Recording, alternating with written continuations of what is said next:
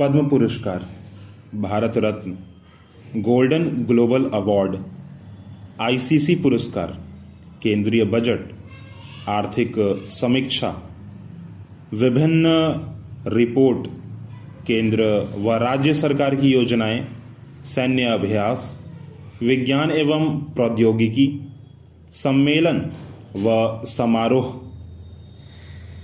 आप सभी का स्वागत है इस पॉडकास्ट एपिसोड में। और आप सभी ने जो मैंने अभी 7-8 नाम लिए, उन सभी नामों को कहीं ना कहीं आपने सुना होगा। अगर आप विद्यार्थी होंगे तो ज़रूर सुना होगा, क्योंकि इन सभी से जो रिश्ता है ना, वो बहुत ही ज़रूरी, ऐसा कह सकते हैं मोस्ट इम्पॉर्टेंट जो है ना, ये सारे के सारे वर्ड्स थे। हर साल पद्म पुरस्कार, हर साल भारत रत्न, हर साल गोल्डन ग्लोबल अवार्ड, हर साल आईसीसी पुरस्कार, हर साल आर्थिक समीक्षा, वो भी हर साल, विज्ञान एवं प्रौद्योगिकी, उसमें भी हर साल। अब यह हर साल क्या है? कुछ ऐसे इंफॉर्मेशन, कुछ ऐसी जानकारी जो कि विद्यार्थी जीवन में बहुत ज़्यादा ज़रूरी है, खास करके कि आज के समय में।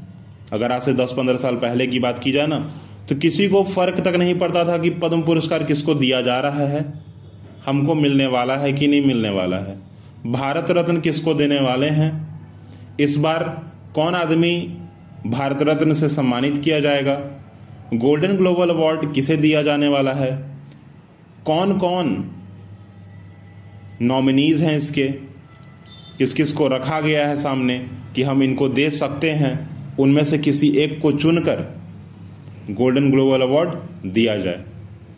आईसीसी पुरस्कार क्या है किसी को कोई पता नहीं था, पर आज जो है ना, विद्यार्थी जीवन में हर एक को जानकारी होनी चाहिए, और लोग रखते भी हैं, क्योंकि ये सारा का सारा चीज़ कंपटीशन एग्जामिनेशन, जो भी कंपटीशन एग्ज़ाम है, सारे के सारे कंपटीशन एग्ज़ाम में जो है इसकी पूछताछ होती है, पूछे जाते हैं प्रश्न, अब आंसर करना होता है। अब क्यों आंसर करना होता है, थोड़ा इस बात पे थोड़ा नज़र डालते हैं। आज बहुत सारे जगह लाइब्रेरी को खोला गया है। लाइब्रेरी चाहे वो पेड हो, चाहे फ्री हो, चाहे वो प्राइवेट हो, चाहे गवर्नमेंट हो, लाइब्रेरी खोला गया। वहाँ पर बोला गया कि भाई बच्चे आइए, पढ़िए, और जो है अब तैयार होइए कि आप कंपटीशन एग्ज़ाम क्रैक कर सकें, आप फलाने कंपटीशन में बैठ सकें, जाकर आप पढ़ाई कीजिए। आपको यहाँ पर हर चीज़ें मिल जाएंगी, चाहे वो न्यूज़पेपर हो, चाहे आर्टिकल हो, चाहे ब्लॉग हो, चाहे कोई current affair, one statement, one word answer question, हर एक चीज़। अब ये इम्पॉर्टेंट क्यों है भाई, इतना क्यों इनको इम्पोर्टेंस दिया जा रहा है? तो ऐसा कहा जा सकता है, आज विद्यार्थियों को जितना ज़्यादा ज़रूरी एक घर, हवा, पानी, खाना पीना, रहना, सोना, कपड़ा लत्ता, इन सभी चीज़ों की जितनी ज़्यादा ज़रूरत है ना, उतनी ही ज़्यादा ज़रूरत एक नौकरी की भी है। अब आज के समय में नौकरी बस ऐसे ही नहीं मिल रही किसी को। हर एक व्यक्ति को, हर एक डिपार्टमेंट में, हर एक नौकरी के लिए एक एग्ज़ाम देना पड़ता है, एक एग्ज़ाम को क्रैक करना पड़ता है, और उस एग्ज़ाम को क्रैक करने के बाद मेडिकल इंटरव्यू, और फिर जॉब ना, पीईटी, ठीक है, पीईटी फिजिकल एग्जामिनेशन टेस्ट होते हैं, और भी बहुत सारे टेस्ट हैं। बहुत में तो एसे राइटिंग होती है, बहुत में इंटरव्यू होता है, सामने बैठकर जो है साक्षात्कार आपका होगा। हर चीज़ चेक किया जाता है, एक एक चीज़। बच्चा हर चीज़ के लिए मेहनत भी करता है। ये सारी की सारी चीज़ें जो मैंने सबसे पहले बोली ना, भारत रत्न से लेकर सम्मेलन और समारोह तक, जो मैंने 7-8 पॉइंट बोले, ये सभी चीज़ बहुत ही ज़्यादा महत्वपूर्ण है, खासकर उन बच्चों के लिए जो कि अभी पढ़ाई कर रहे हैं। हर साल एक बुक आ जाती है सामने, हर साल उस पे लिखा हुआ होता है वार्षिकांक, करंट अफेयर वार्षिकांक, या फिर वार्षिक, करंट अफेयर वार्षिक, एक साल का, वर्ष भर में जो भी चीज़ हुआ है उन सारा का सारा जो ब्यौरा होगा इसके अंदर होगा, और उसी को याद कीजिए। एग्जाम में ज़्यादा से ज़्यादा 6 महीने का जो है पूछा जाता है करंट अफेयर। इसमें सारे की सारी चीज़ें हैं। किस राज्य की राजधानी कहाँ है, राजधानी में राज्यपाल कौन है, प्रधानमंत्री कौन है, मुख्यमंत्री कौन है, राष्ट्रपति कौन है, उपराष्ट्रपति कौन है, राष्ट्रपति हैं तो कैवें नंबर के राष्ट्रपति हैं, अगर महिला हैं तो कहाँ से हैं वो, जगह कहाँ है उनका, जगह कहने का मतलब यह कि वो किस जगह के निवासी हैं। टेबल बना है ना तो कौन सी लकड़ी का बना है, आईसीसी में जो पुरस्कार दिया गया है उसका वेट कितना है, क्रिकेट में जो गेंद का जो वेट होता है वो कितना है, क्रिकेट में जो बल्ला इस्तेमाल हम लोग करते हैं वो कहाँ से बनता है, किस कारीगर ने बनाया है। यहाँ तक कि जो इमारतें होती हैं उसमें अभी कौन सी आईटी कंपनी काम कर रही है, कौन सी टेक्नोलॉजी कंपनी सबसे बड़ी है, पहली, दूसरी, तीसरी रैंकिंग की जाती है।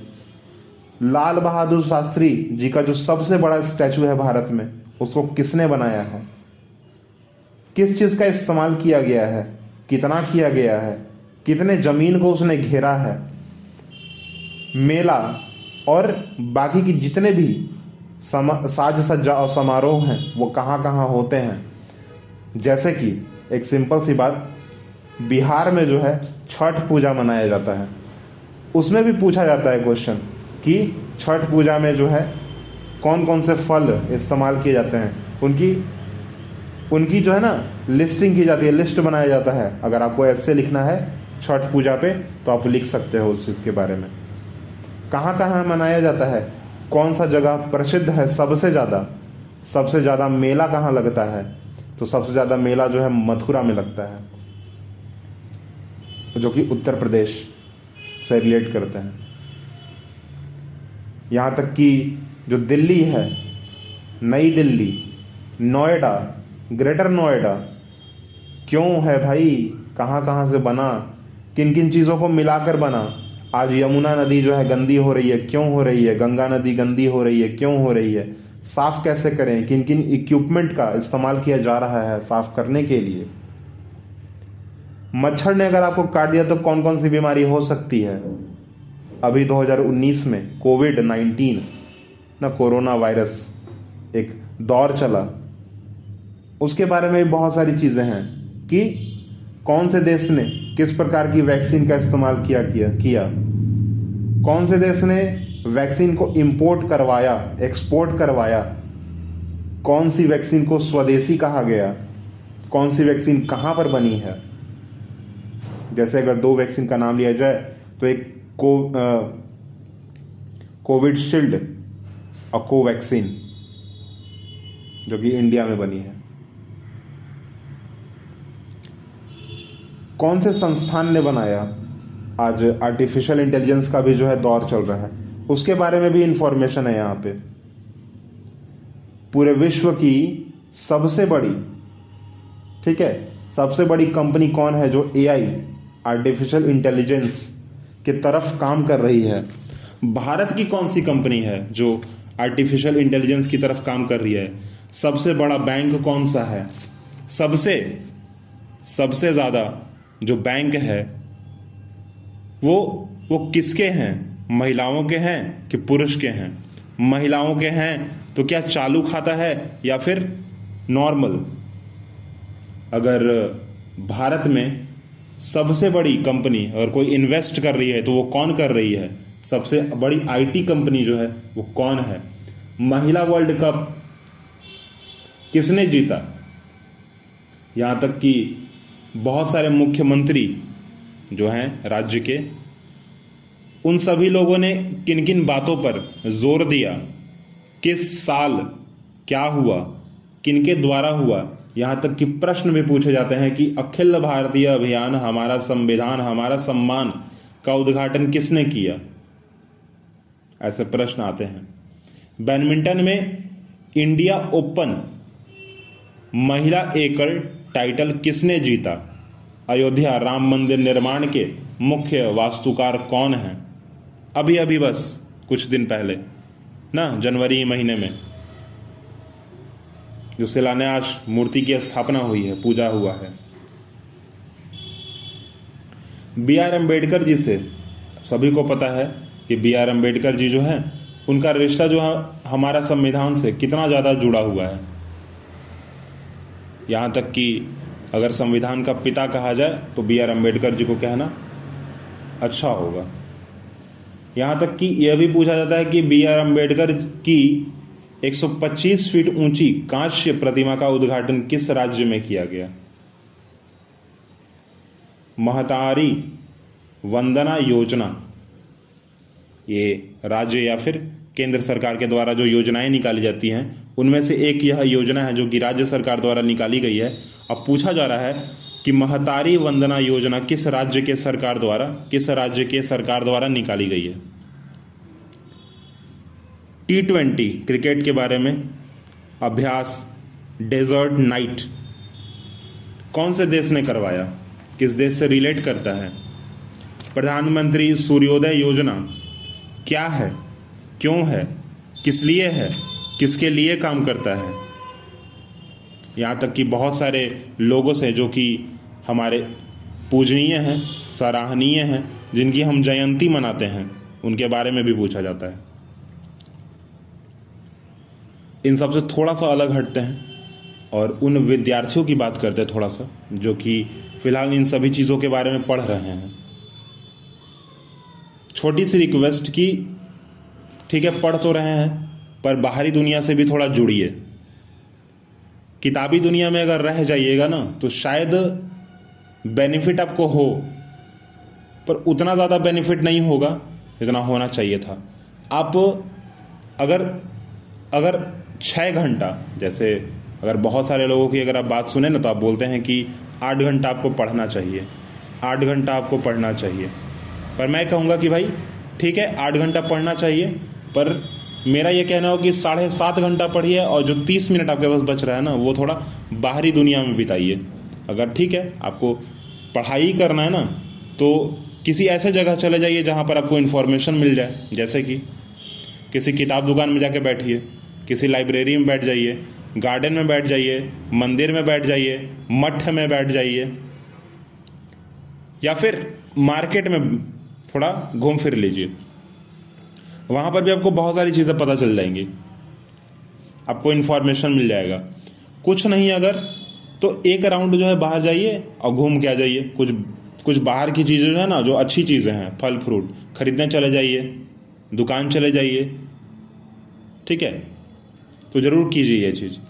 इससे क्या होगा ना कि आपका दिमाग जो है एक जगह नहीं थोड़ा 2-3 जगह रहेगा। आप फॉरवर्ड थोड़ा बनिएगा। फॉरवर्ड कहने का मेरा मतलब यह कि आप टैकल कर पाइएगा प्रॉब्लम से थोड़ा, और एक अच्छे तरीके से कर पाइएगा। क्योंकि अचानक से किताबी दुनिया से अगर आप अचानक से बाहर निकलते हैं तो कुछ फिर पता नहीं चलेगा क्या करें, कैसे करें, किस तरह करें। पढ़ाई तो इम्पॉर्टेंट है, परंतु बाहरी दुनिया के बारे में जानना भी उतनी ही ज़्यादा ज़रूरी है। क्योंकि किताबी चीज़ें हैं ना, जो बदलेगा आपको पता चल जाएगा, पर बाहरी दुनिया में जो चेंज हो रहे हैं, जो बदलाव हो रहा है, बहुत जल्दी हो रहा है, फास्ट हो रहा है, तो उसको समझ पाना जो है ना थोड़ा मुश्किल है। तो मेरा यह कहना होगा कि आप जो है थोड़ा बाहर जाएं। थोड़ा अगर आपको ज़्यादा पढ़ने में मन लगता है तो बिल्कुल मत हटाइए पढ़ने से, वहाँ लगाइए अपना मन और थोड़ा बाहर जाइए, घूमिए फिरिए, ठीक है। और ज़्यादातर घूमिए फिरिए भी तो ऐसी जगह पर घूमिए जहाँ से आपको इन्फॉर्मेशन मिल जाए, कि दोनों काम हो जाए, टाइम भी बर्बाद ना हो और पढ़ाई भी हो जाए, घूम भी लें, ठीक ना। तो करंट अफेयर तो फिलहाल ये एपिसोड बनाने का कारण क्या है ना कि आज आपको बहुत सारी आवाज़ भी आसपास आपको सुनाई दे रहा होगा, ठीक है। मैंने जानबूझ के जो है इस जगह पे मैं रिकॉर्ड कर ही रहा हूँ, मार्केट में बैठ के ही मैं रिकॉर्ड कर रहा हूँ। और रिकॉर्ड इसलिए कर रहा हूँ क्योंकि आपको आवाज़ें जो है ना गाड़ियों की सुनाई दे रही होगी। जीवन जो है ना वो बहुत तेज़ी से चल रहा है। दिन भर में आपको हज़ारों आवाज़ें सुनाई देंगी, हज़ारों लोग आपको एडवाइस भी करेंगे। कुछ लोग ऐसे होंगे जिनकी एडवाइस आपको लगा कि नहीं इस चीज़ को मान लेते हैं तो अच्छा होगा। आप कुछ ऐसी चीज़ों को याद करके भी शायद थोड़ा डरे सहम जाएंगे कि अरे उस आदमी ने तो यह बोला था, आवाज़ देखो हो गया मेरे साथ। तो इस चीज़ से भी आदमी सैड हो जाता है, थोड़ा दुखी हो जाता है। तो होइए मत दुखी, ठीक है। मन लगाइए पढ़ने में, ठीक ठाक रहिए खुद से भी। और थोड़ा अगर आप 8 घंटा पढ़ते थे तो 7.5 कर दीजिए, थोड़ा बाहरी दुनिया में समय बिताइए। अगर आप पहले 7 घंटा पढ़ते थे तो 6.5 घंटा पढ़िए, आधा घंटा जो है बाहरी दुनिया में थोड़ा समय बिताइए, ठीक है। चाहे आप कोई भी समय ले लो, सुबह का ले लो, दोपहर का ले लो, शाम का ले लो, ठीक है। कुछ अगर आपको नहीं मिल रहा है तो पॉकेट में 10 रुपये लेकर अब बाहर चले जाइए, चलो कुछ खरीद लेते हैं, कोई टॉफ़ी खरीद लेते हैं। अब कुछ लोग ऐसे भी होंगे कि अब 10 रुपये आएगा तो कहाँ से आएगा भाई, हम अकेले रहते हैं रेंट में, तो 10 रुपये कहाँ से आएगा। 10 रुपये नहीं तो पॉकेट में जो 5 रुपये रख लो, 1-2 रुपये रख लो, रोज़ जाओ एक टॉफ़ी खरीद के आ जाओ। सबसे दूर वाली जो दुकान होगी ना उससे, कुछ नहीं तो मंदिर के सामने 2 मिनट खड़े हो जाओ, कुछ नहीं अगर तो मार्केट में चले जाओ। मार्केट में तो बहुत सारे लोग मिल जाते हैं बातचीत करते हुए, आपको हज़ारों बातें सुनाई देंगी, आपको थोड़ा अच्छा भी लगेगा। क्योंकि किताबें क्या है ना कि किताबों में तो इन्फॉर्मेशन लिखा हुआ है, आप पढ़ लोगे, पर बाहरी दुनिया में जो इन्फॉर्मेशन लिखा हुआ है ना वो आप कभी पढ़ नहीं पाओगे जब तक आप वहाँ प्रेजेंट नहीं रहोगे। यहाँ पर देखिए क्या लिखा हुआ है ना, एक मैं छोटा सा बस लाइन पढ़ता हूँ, आपने सुना होगा इन सारे वर्ड्स को। Celebrating for a good cause, ठीक है, celebrating for a good cause. यह बात 1 नवंबर 2023 की है, विश्व शाकाहारी दिवस। और ये जो है ना इसको सेलिब्रेट करने का 2023 में जो सेलिब्रेशन हुआ है इसका यह थीम था कि celebrating for a good cause. और एक और यहाँ पे है कि 24 अक्टूबर 2023 को संयुक्त राष्ट्र दिवस, equality, freedom and justice for all. ये 2 चीज मैंने पढ़ा ना, celebrating for a good cause, equality, freedom and justice for all. अब जो लोग समझ रहे होंगे वो तो बात समझ चुके होंगे, और जो नहीं समझे हैं वो थोड़ा कमेंट कर दीजिए, मैं बाद में आपको अगले एपिसोड में जो है अच्छे से मैं एक्सप्लेन कर दूंगा। पर मैं थोड़ा सा जो है ना आपका जो दिमाग है थोड़ा इस जगह पे लाना चाहूँगा कि celebrating for a good cause, ठीक है, celebrating for a good cause. और जो कि कब सेलिब्रेट किया गया है भाई, तो विश्व शाकाहारी दिवस पर। आज के समय में बहुत सारे लोग जो है ना मांस और मदिरा की तरफ जो है अपना रुझान जो उनका है ज़्यादा बढ़ रहा है, शाकाहारी की तरफ उतना ज़्यादा जा नहीं रहे हैं यार आज लोग। अब क्यों भाई, तो रीज़न आप अच्छे से जानते होंगे। अगर आप नॉन वेजिटेरियन होंगे तो, अगर आप नॉन वेजिटेरियन होंगे या वेजिटेरियन होंगे तो दोनों पक्ष में आप जानते जरूर होंगे कि क्या है। और यहाँ लिखा हुआ है कि celebrating for a good cause.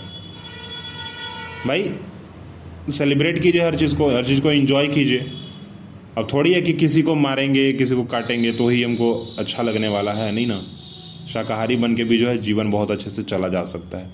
और जहाँ तक बॉडी बनाने की या फिटनेस की बात है तो शाकाहारी जो लोग हैं उससे ज़्यादा फिटनेस कोई आदमी नहीं हो सकता है, क्योंकि जो चीज़ फल, फ्रूट, सब्जी, हरे सब्जी और बाकी की जितने भी चीज़ें हैं जो कि शाकाहारी के अंतर्गत आते हैं वो ही अच्छे हैं कंपेयर टू मांसाहारी, ठीक है। फिलहाल जो है इस पॉडकास्ट को यहीं पे रोकते हैं। और मैंने बोला ना कि आप कमेंट जरूर कीजिएगा, ठीक है। आप भी इस बात से ज़रूर रिलेट कर रहे होंगे कि मैंने क्या कहा, मैं क्या बोलना चाहता हूँ, और नहीं तो आप कमेंट कीजिए, ठीक है। फिलहाल टाटा बाय बाय, अगले पॉडकास्ट में हम लोग मिलते हैं।